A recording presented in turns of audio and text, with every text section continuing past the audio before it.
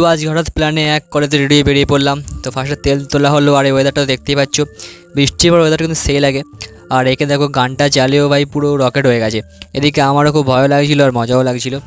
আর অনেকটা রাস্তা পেরিয়ে এলাম, যে কোথায় যাচ্ছি এটা তো বলাই হয়নি। তো আমরা যাচ্ছি নান্না ভেরির দ্বার, যেটা ডোমজুর অবস্থিত। আমরা চলে এসেছি ডোমজুর বাজারে, আর এখান থেকে অনেকটা যেতে হবে। আর রাস্তা যেতে যেতে মন্দিরের দর্শন হয়ে গেল, আর একটা মন্দির আছে আগে দেখতে পাবে। আর আমরা এসে গেছি আমাজন জঙ্গলে। তো জঙ্গল সাফারি করার পর আমরা চলে এলাম নান্না। এখান থেকে 5 মিনিট লাগবে আর পৌঁছে যাবো ভেরির দ্বারে।